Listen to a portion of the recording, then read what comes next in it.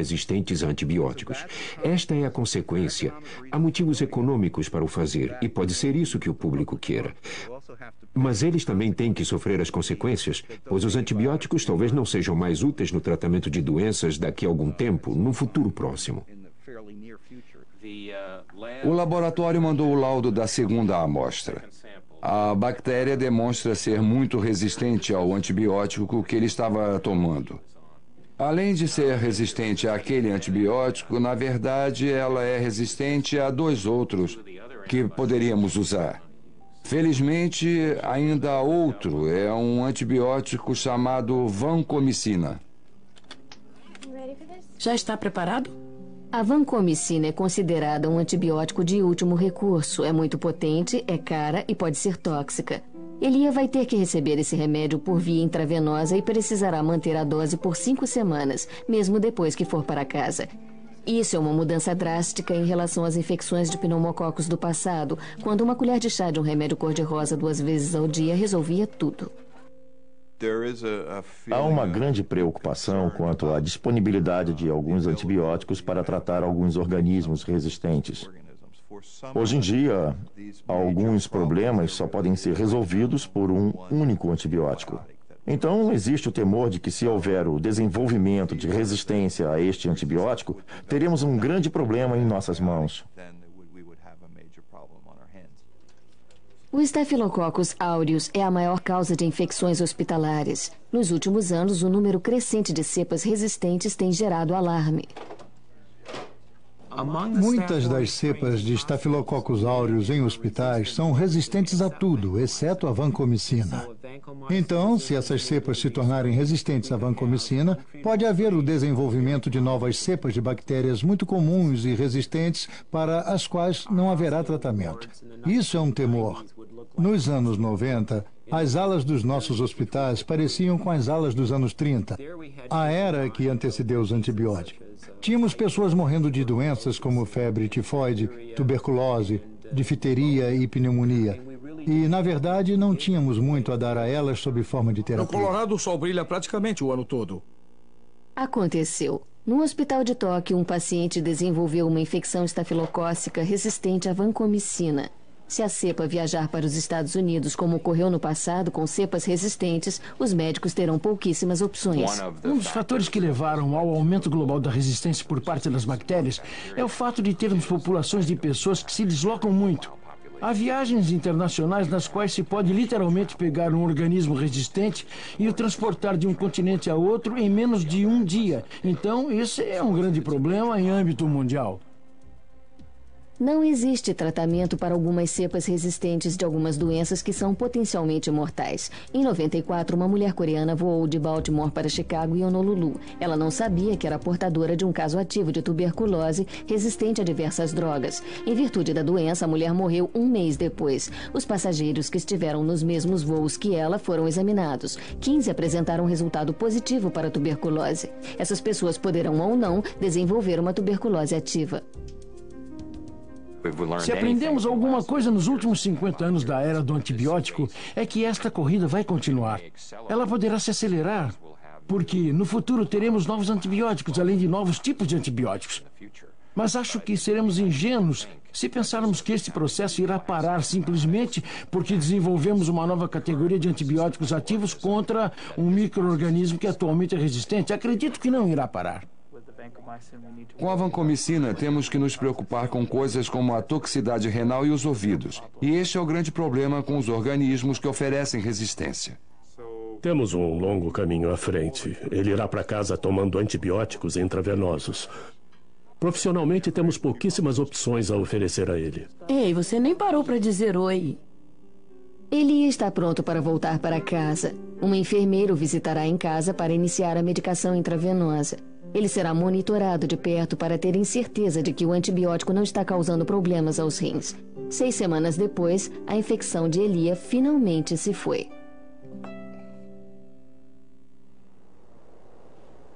Nesta parte de Dakota do Sul, a cidade de Lead é um território de mineração. Pessoas de todas as partes das Black Hills têm trabalhado para a companhia de mineração Homestake, a mina de ouro em atividade há mais tempo em todo o mundo. A cidade tem uma única empresa. Sem a Homestake, Lead não existiria. Muitos deles são a terceira ou quarta geração de mineradores. Os avós trabalharam na mina, depois os pais. Então é como uma grande família.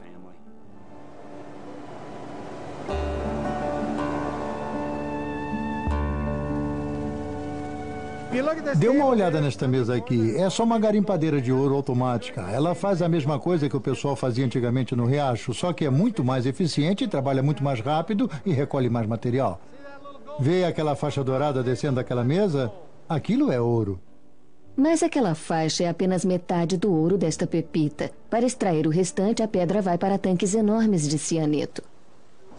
O cianeto dissolve o ouro exatamente como o açúcar dissolve na água. Ele obtém uma solução pura. Depois que o ouro era extraído, a solução de cianeto era jogada no córrego da cidade Whitewood, matando tudo que se encontrava na água. Durante mais de 100 anos, o córrego ficou inerte. A Agência de Proteção Ambiental deu à Homestake 1 ano para o desenvolvimento de um projeto para a retirada do cianeto do córrego. Os responsáveis pela mina não sabiam como resolver o problema e ainda manter a mina rentável. Para os moradores de Lead, em Dakota do Sul, o lucro da Homestake significa empregos para a cidade. Há poucas coisas, além do cianeto, capazes de dissolver o ouro, e elas são muito piores do que o cianeto. O presidente da Homestake aumentou o desafio, tornar as águas do córrego tão limpas que nelas vivessem trutas. A Homestake contratou um bioquímico local, Jim Whitlock.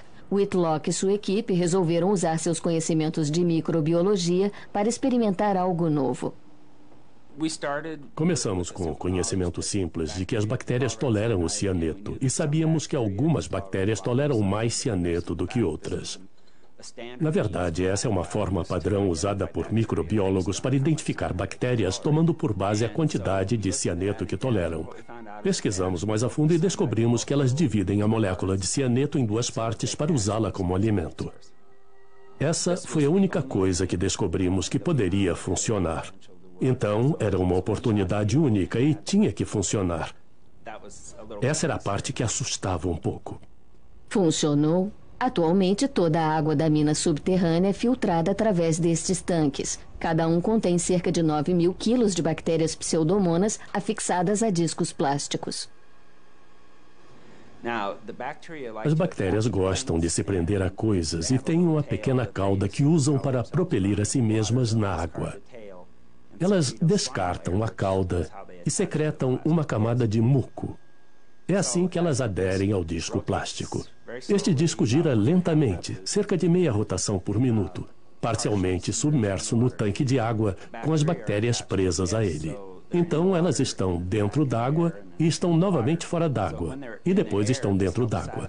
Quando elas estão fora d'água, atendem às suas necessidades por oxigênio, e quando estão dentro d'água, estão pegando cianeto e absorvendo metais.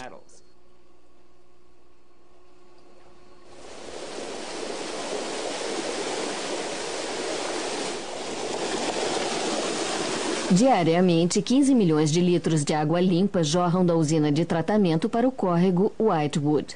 A usina começou a funcionar em 1984 e em 6 meses havia peixes nadando no córrego. Os peixes são os melhores químicos que existem, não há como enganá-los. Ou está bom para eles ou não está bom para ninguém. Antes da água percorrer o encanamento e chegar ao rio, as trutas mantidas na usina de tratamento dão a aprovação final. Os peixes estão contentes. As pseudomonas têm muito alimento para consumir, fraturando o cianeto e o transformando em comida. Os contadores também estão contentes. Estávamos procurando um processo químico que provavelmente custaria 3 a 4 milhões de dólares por ano em substâncias químicas e na parte operacional. Acabamos achando um processo biológico que tem um custo operacional de aproximadamente $500 milhão por ano. Atualmente, o minério retirado da terra gera emprego para 1.000 moradores locais e muitos trilhões de bactérias. O resultado são 1.000 barras de ouro por ano.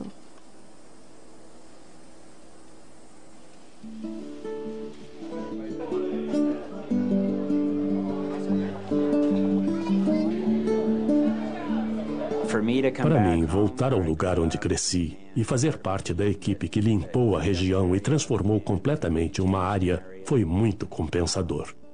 principalmente porque foi na minha cidade natal. Volte. Faça um teste de respiração hoje e vamos ver se os antibióticos funcionaram ou não. 1 em cada 10 adultos sofre de úlceras e isso não está relacionado ao estresse. Agora sabemos a causa verdadeira. Helicobacter pylori, uma bactéria espiralada de ação lenta que floresce no estômago. Exames simples detectam a Helicobacter pylori e pode-se dar início ao tratamento com antibióticos.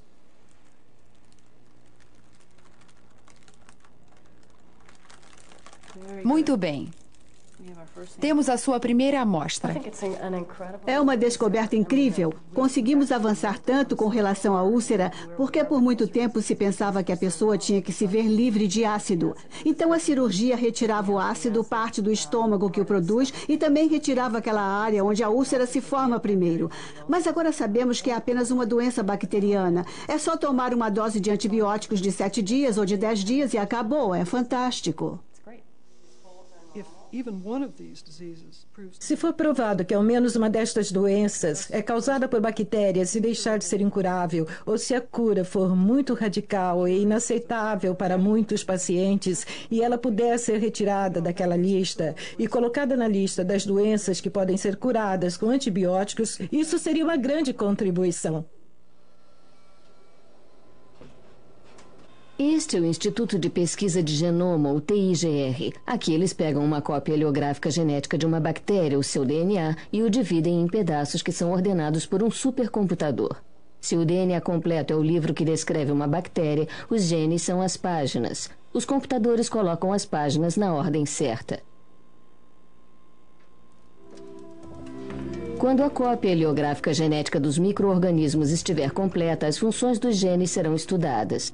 Quando os pesquisadores entenderem que genes são responsáveis pelo crescimento ou por doenças, eles poderão ser manipulados para muitos fins. Isso nos leva a uma pergunta muito mais abrangente. Pensamos que eles são muito evoluídos, e é provável que os nossos cromossomos sejam altamente evoluídos, e as bactérias são primitivas. Mas o oposto é que é verdade. Os cromossomos das bactérias são extremamente evoluídos. Pense em organismos que se duplicam a cada 20 minutos ou 1 hora, e que estão fazendo isso há bilhões de anos. Eles têm que ser muito eficientes em tudo o que fazem. Nas bactérias nada foi deixado ao acaso. São genes que englobam tudo para todas as finalidades práticas. Entender os genes dos micro-organismos também descortina milhares de alvos novos para antibióticos, vacinas e aplicações industriais. A diversidade que há lá fora é surpreendente. Nós conhecemos 1% do que está lá fora. E a coisa mais inteligente que podemos fazer nessa pesquisa é tentar encontrar novas formas de fazer culturas de milhares de micro-organismos novos e descobrir seu código genético e o que existe nele. Isso vai revolucionar virtualmente tudo o que fazemos. O Parque Nacional de Yellowstone é um dos lugares mais ricos do planeta para toda a vida microbiana. As bactérias florescem nas condições extremas encontradas nas piscinas. Os turistas observam um cenário espetacular. Os pesquisadores vêm aqui para entender como a vida consegue sobreviver.